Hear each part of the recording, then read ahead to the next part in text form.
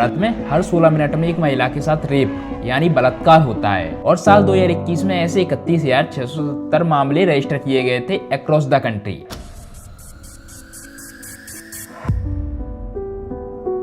और ये आंकड़े सिर्फ क्राइम रिकॉर्ड्स ही नहीं बल्कि समाज की विफलता की भी पहचान है।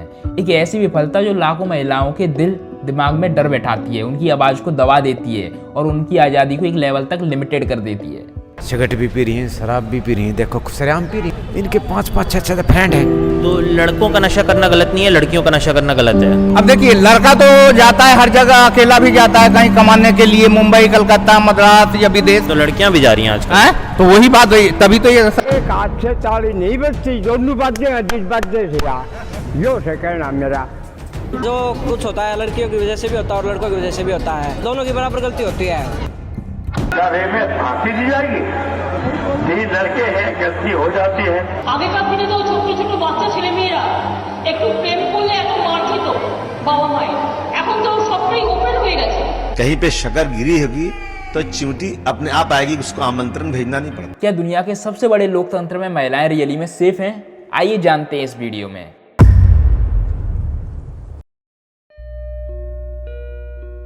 सबसे पहले हम बात करते हैं करंट सिचुएशन की। रिपोर्ट के अनुसार 2023 में महिलाओं के खिलाफ कुल 4,48,211 अपराधों की रिपोर्ट दर्ज की गई थी, जिनमें से रेप की केसेस 29,670 थे, मतलब हर रोज 81 केसेस। और सबसे शॉकिंग बात तो ये है कि अक्सर अपराधी कोई अननोन आदमी नहीं बल्कि विक्टिम का जानकार ही होता है, कोई परिवार का सदस्य, रिश्तेदार या पड़ोसी। ये डाटा एक ऐसी रियलिटी को सामने लाता है जिसे लोग अक्सर इग्नोर कर देते हैं। क्राइम अक्सर घर के अंदर ही होते हैं और हम अपनी माँ बहन को बाहर के लोगों से तो बचा लेते हैं, पर जो दरिंदे घर के अंदर बैठे हैं उनसे कौन बचाएगा। अब अगर हम पिछले कुछ सालों का डाटा देखें तो 2019 में 32,033 केसेस थे, 2020 में 28,040 केसेस थे। और ये वो टाइम था जब लोग घर से बाहर नहीं निकल रहे थे कोविड की वजह से। तो इससे हमें पता चलता है कि अपराधी कोई अननोन आदमी नहीं बल्कि हमारा ही जानकार है। और 2021 में 31,670 केसेस थे। नंबर फ्लैक्चुएट तो कर रहे हैं लेकिन लगातार ये हाई नंबर है, मतलब प्रॉब्लम कम नहीं हो रही, सिर्फ रिपोर्टिंग या अवेयरनेस की वजह से ऊपर नीचे हो रही है। डाटा से आगे देखा जाए तो कुछ केसेस ने तो देश को भी हिलाकर रख दिया था। पहला केस है निर्भया का, जो कि 2012 दिल्ली में हुआ था।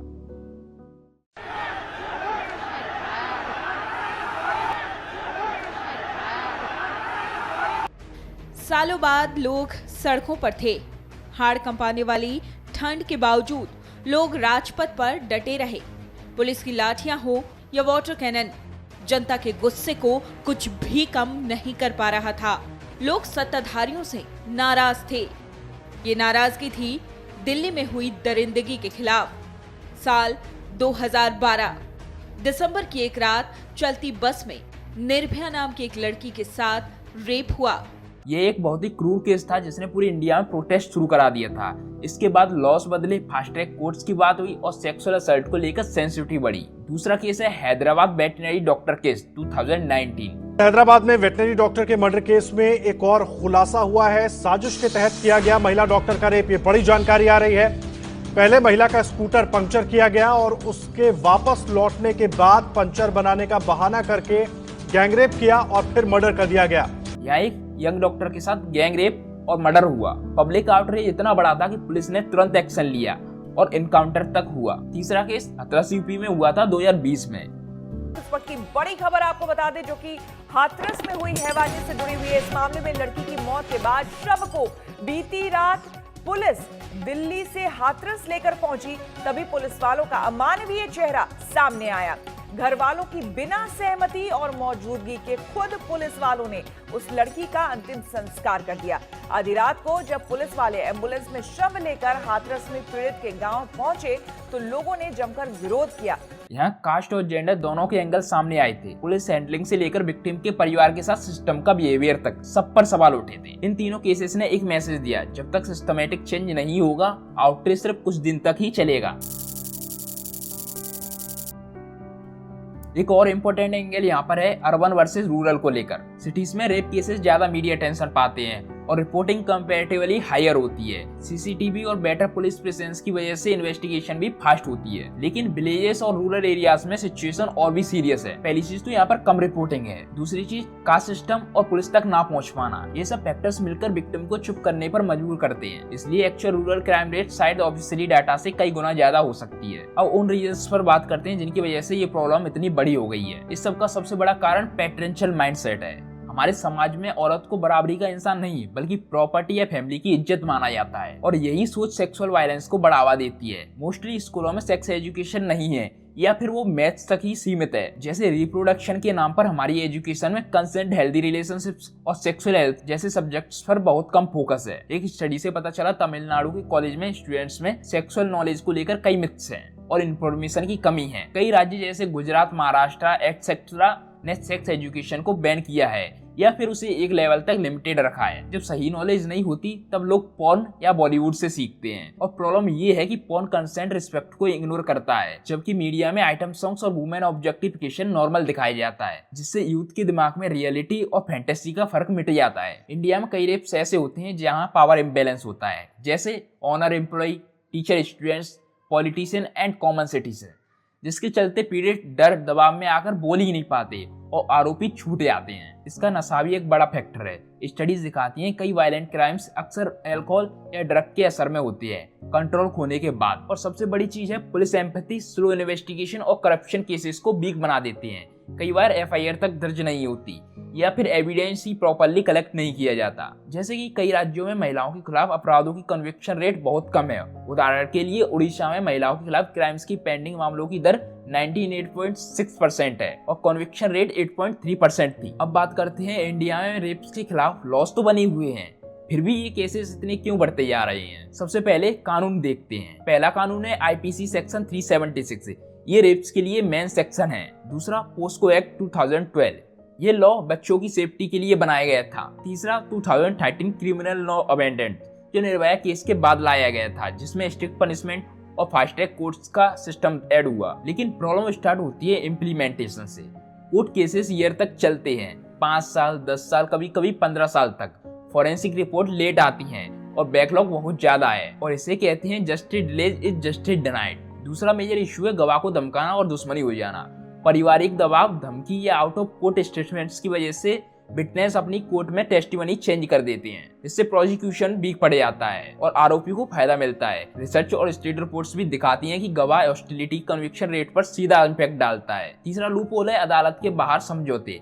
फैमिलीज पे सोशल प्रेशर होता है, खासकर रूरल एरियाज में। विक्टिम्स को मजबूर किया जाता है कॉम्प्रोमाइज करने के लिए। ऐसे स्टेटमेंट्स जस्टिस को कॉम्प्रोमाइज कर देते हैं। सबसे बड़ा इशू है कन्विक्शन रेट। एनसीआरबी और इन्वेस्टिगेटिव रिपोर्ट्स के एनालाइज से कन्विक्शन रेट लगभग मिड 20% के आसपास है। मतलब रिपोर्टेड केसेस का बहुत छोटा हिस्सा ही कोर्ट में कन्विक्शन रेट तक पहुंच पाता है। लो कन्विक्शन रेट्स मतलब विक्टिम्स का फेथ सिस्टम में टूटना और अपराधियों को दंड मुक्त करना। तो दोस्तों प्रॉब्लम लॉ की कमी नहीं है, प्रॉब्लम है सिस्टम के अंदर के loopholes, late trials, weak witness protection, social presence और लो कन्विक्शन रेट्स। जब तक ये गैप्स फिल नहीं होते तब तक रेप केसेस गिरने की बजाय बढ़ेंगे ही। जब किसी इंसान पर सेक्सुअल वायलेंस होता है तो उनका पूरा नर्वस सिस्टम हिल जाता है।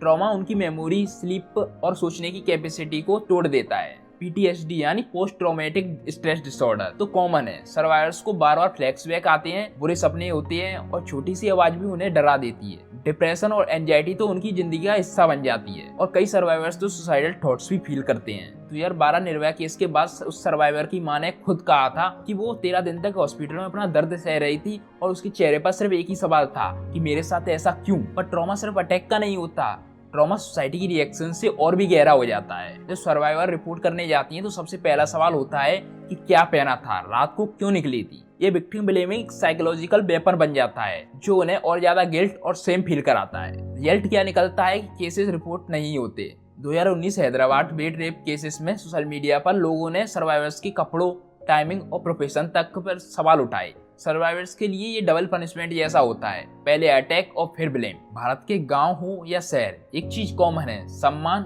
और शर्म का कल्चर। बहुत बार फैमिलीज खुद सर्वाइवर्स को चुप करने पर मजबूर कर देती हैं। बेटा केस मत लिखवाना, शादी कैसे होगी, लोग क्या कहेंगे, घर की इज्जत मिट्टी में मिल जाएगी। ये साइलेंस सर्वाइवर्स के लिए बहुत बड़ा बोझ बन जाती है। उन्हें सपोर्ट नहीं मिलता और उनकी आवाज दबा दी जाती है। 2020 हाथरस केस में विक्टिम के परिवार को पुलिस ने दबाया। विक्टिम ने मरने से पहले बोला मुझे न्याय चाहिए, लेकिन उसकी लाश को रात के अंधेरे में ही जला दिया गया। ये दिखाता है हॉनर कल्चर और साइलेंस कितना डेंजरस हो सकता है। अटैक के बाद सर्वाइवर्स के लिए जिंदगी वापस नॉर्मल करना बहुत ही मुश्किल होता है। कई लड़कियां कॉलेज छोड़ देती हैं, काम पर वापस जाना मुश्किल हो जाता है, कलीग्स की नजर अलग होती है, रिश्तों में ट्रस्ट टूट जाता है, सोसाइटी की स्टेरियोटाइप सर्वाइवर्स को डैमेज कर देती हैं। काउंसलिंग और थेरेपी इंडिया में लग्जरी जैसी है, रूरल एरियाज में तो ऑलमोस्ट ना के बराबर। दिल्ली की एनजीओ काउंसलर ने बताया सर्वाइवर्स आते हैं और कहते हैं कि मुझे अपने ही घर में एलियन जैसा फील होता है। नाउ अब बात करते हैं बॉलीवुड एंड पॉप कल्चर की। बॉलीवुड सिर्फ एंटरटेनमेंट मशीन नहीं, ये कल्चर का मिरर और सेफर दोनों हैं। लेकिन जब गाने और मूवीज वुमेन को एक ऑब्जेक्ट के रूप में दिखाते हैं, आइटम सॉन्ग्स, आइटम गर्ल्स या सेक्सुअलाइज्ड कैमरा शॉट्स, तो एक डेंजरस मैसेज बनता है। Women is equal to pleasure not people. एक स्टडी ने हाईलाइट किया कि बॉलीवुड के म्यूजिक वीडियोस और आइटम नंबर्स ऑडियंस में रेप मिथ्स को इनडायरेक्टली सपोर्ट करते हैं, जैसे कि लड़की की बॉडी ही उसकी आइडेंटिटी है। और ये सिर्फ स्क्रीन पर नहीं रहता, जब डेली गाने बजते हैं, शीला की जवानी मुन्नी बदनाम हुई, तो ये लिरिक्स सबकॉन्शियस में नॉर्मल बन जाते हैं। समाज ये सीखता है कि महिलाओं को सिर्फ देखा जाना चाहिए। अब एक पॉइंट जो बहुत ही रियली डिस्कस होता है, मैरिटल रेप। इंडिया में अभी तक मैरिटल रेप एक रियल क्रिमिनल ऑफेंस नहीं माना गया है। इंडिया पेनल कोड्स में एक एक्सपेक्टेशन क्लूज है जो कहता है कि पति ने डिफॉल्ट रूप से सहमति दे दी है। मतलब अगर एक वुमेन अपने ही घर में रेप का शिकार होती है तो लॉ उसे फुल प्रोटेक्शन नहीं देता। सुप्रीम कोर्ट में इस इशू पर हियरिंग्स चल रही है, पर अभी तक कोई फाइनल फैसला नहीं आया है। ये साइलेंस सोसाइटी को एक मैसेज देता है कि शादी में सहमति ऑप्शनल है और ये बहुत ही डेंजरस है। सहमति बिना रिलेशनशिप्स इनकम्प्लीट है, चाहे वो मैरिज हो या कोई और रिश्ता। एक और बड़ा फैक्टर है इंफ्रास्ट्रक्चर। डिम लाइट वाली गलियां, unsafe bus stops, over crowded buses और इमरजेंसी सिस्टम की कमी वुमेन को कमजोर बनाती है। सेफ्टी पिन और अर्बन सेफ्टी ऑडिट्स का डाटा कहता है कि कम रोशनी वाले एरियाज में हरासमेंट और असल्ट के केसेस ज्यादा होते हैं। और जब बेसिक चीजें जैसे स्ट्रीट लाइट्स और सेफ ट्रांसपोर्ट नहीं होते तो अपराधियों को और मौका मिलता है। इसका इफेक्ट सिर्फ सेफ्टी पर नहीं, वुमेन की मोबिलिटी पर भी होता है, उनकी जॉब्स, एजुकेशन, फ्रीडम पर। और स्ट्रीट लाइट और सेफ बसेस कोई लग्जरी नहीं है, बल्कि ये सर्वाइवल टूल्स हैं। इन पॉइंट्स को अलग अलग देखा जाए तो सब डेंजरस है, लेकिन जब objectification, victim blame, legal loop holes और पुअर इंफ्रास्ट्रक्चर के साथ एग्जिस्ट करते हैं तो एक इकोसिस्टम बनता है जिसमें सेक्सुअल वायलेंस थ्रिव करता है। एनसीआरबी की डाटा दिखाते हैं कि रेप केसेस कंसिस्टेंटली हाई हैं, लेकिन कॉन्विक्शन रेट अभी भी 30% से कम है। मतलब लॉ, कल्चर और सोसाइटी तीनों लेवल्स पर एक प्रॉब्लम है। चलिए अब बात करते हैं कुछ रियल केसेस की। चेन्नई की एक लड़की जिसका सिर्फ 12 साल की उम्र में ही उसका जीवन बर्बाद कर दिया गया, लेकिन उसने हिम्मत नहीं हारी। 10 साल बाद 22 साल की उम्र में वो कोर्ट में खड़ी हुई और आरोपी को सजा दिलवाई। पोस्को एक्ट के तहत उसे आजीवन कारावास मिला। सोचिए, 1 दशक तक इंतजार करना, लेकिन न्याय के लिए आवाज उठाई। दूसरा केस है कासमगंज का, उत्तर प्रदेश का। उत्तर प्रदेश के कासमगंज में 16 साल की बच्ची ने गैंग रेप के बाद हार नहीं मानी। डीएनए टेस्ट, कोर्ट में बयान, सबका सामना किया। जब पूरा समाज उसे चुप करने के लिए मजबूर कर रहा था, उसने अपनी हिम्मत से सबको चुप करा दिया। तीसरा केस है राजस्थान का। राजस्थान में एक नाबालिग के साथ 40 साल पहले हुआ रेप। 2013 में आरोपी को हाईकोर्ट ने बरी कर दिया, लेकिन सुप्रीम कोर्ट ने हार नहीं मानी। आखिरकार 40 साल बाद पीड़ित को इंसाफ मिला। ये केस साबित करता है न्याय देर से मिल सकता है, लेकिन अगर लड़ाई जारी रखी जाए तो जीत संभव है। ये कहानियां हमें बताती हैं सच्ची बहादुरी क्या होती है। डर, शर्म, समाज का दबाव, इन सबको पार करके भी लड़ाई लड़ना आसान नहीं है। लेकिन इन आवाजों ने सिर्फ खुद के लिए नहीं बल्कि पूरे समाज के लिए उम्मीद की किरण जगाई है। अब बात करते हैं डेवलप्ड कंट्रीज में क्या फर्क है और हम उनसे क्या सीख सकते हैं। कुछ डेवलप्ड कंट्रीज में पर व्यक्ति रिपोर्टेड रेप रेट्स हायर हो सकते हैं। इसका मतलब ज्यादा क्राइम्स नहीं बल्कि ज्यादा रिपोर्टिंग भी हो सकती है। एग्जाम्पल के तौर पर यूके और कुछ डेवलप्ड कोर्ट्स ने हाल ही में प्रोसिक्यूशन स्ट्रेटजीज और स्पेशलाइज्ड यूनिट्स पर फोकस किया है। वहाँ अडल्ट रेप्स और प्रोसिक्यूटेड मामलों में कन्विक्शन रेट्स इंडिया से ज्यादा हो सकती है। लेकिन यूके में भी बड़ी प्रॉब्लम है, जैसे डिलेस, विक्टिम्स का केसेस विड्रॉ कर लेना और काफी केसेस का अनसॉल्व रहना। तो इट इज नॉट परफेक्ट। देखिए, काफी डेवलप्ड कंट्रीज में ये सिस्टम जरूर अवेलेबल है। तो इसके पास ट्रेंड सेक्सुअल ऑफेंस यूनिट होती है, इनके लिए स्पेशलाइज्ड प्रोसिक्यूटर हैं और फॉरेंसिक और counselling support to right way मिलता है। ये सारे सिस्टम मिलकर एविडेंस कलेक्शन को बेहतर करते हैं, विक्टिम केयर भी अच्छी होती है और प्रोसिक्यूटरल सक्सेस भी बढ़ता है। अब बात करते हैं हम उनसे क्या सीख सकते हैं।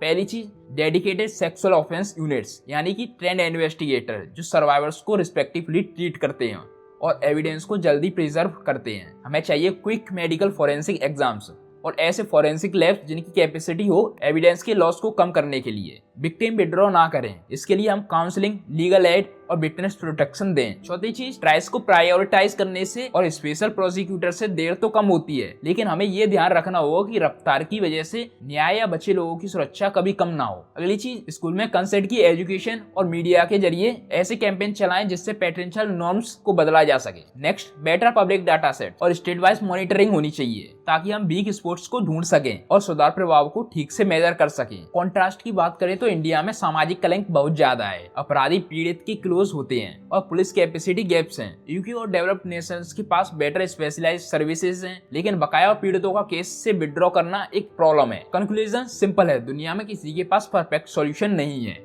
डिफरेंट सिस्टम इंडिया को यूजफुल और प्रैक्टिकल रिफॉर्म के लिए लेसन दे सकते हैं। भारत में महिलाओं के खिलाफ अपराधों की बढ़ती संख्या परेशान करने वाली है। सरकार ने इस समस्या से निपटने के लिए कई कदम उठाए, जैसे निर्भया फंड, महिला हेल्पलाइन, वन स्टॉप सेंटर और फास्ट ट्रैक कोर्ट। लेकिन सवाल ये है कि इन प्रयासों के बावजूद भी अपराधों में वृद्धि क्यों हो रही है। निर्भया फंड की स्थापना 2013 में दिल्ली गैंगरेप के बाद की गई थी। इसका उद्देश्य महिला की सुरक्षा और सम्मान को बढ़ावा देना था। अब तक सरकार ने इस फंड का लगभग 76% हिस्सा खर्च किया है, जिसमें महिला help desk, cyber forensic lab और फास्ट ट्रैक कोर्ट शामिल है। महिला हेल्पलाइन 181 और वन स्टॉप सेंटर महिलाओं को तत्काल सहायता प्रदान करने के लिए स्थापित किए गए थे, लेकिन कई ओएससी स्टाफ की कमी और अवसंरचना की समस्या है, जिससे उनकी प्रभावशीलता अफेक्ट होती है। निर्भया केस के बाद फास्ट ट्रैक कोर्ट्स की स्थापना की गई थी ताकि अपराधियों को जल्दी सजा मिल सके। हालांकि इन कोर्टों ने लंबी सुनवाई और जमानत की प्रोसेस अपराधियों को बचने का मौका देती हैं, जिससे उनकी प्रभावशीलता अफेक्ट होती है। अब बात करते हैं सॉल्यूशन की। भारत में बढ़ते रेप केसेस की संख्या बहुत ही कॉम्प्लेक्स प्रॉब्लम है, जिसका सॉल्यूशन सिर्फ लॉ से नहीं मिलेगा। समझ की बात यह है कि सोसाइटी, एजुकेशन, पुलिस और फैमिली की कोऑपरेशन से ही पॉसिबल है। हम सबको मिलकर ही इस प्रॉब्लम का सॉल्यूशन ढूंढना होगा और एक सेफ और इक्वल सोसाइटी की दिशा में कदम बढ़ाना होगा। हम सभी को इस समस्या के समाधान में भागीदार बनना होगा। अपने आसपास महिलाओं को सुरक्षित महसूस कराएं, उनके अधिकारों के प्रति जागरूक करें और समाज में बदलाव लाने की कोशिश करें। हम मिलते हैं नेक्स्ट वीडियो में, तब तक के लिए जय हिंद।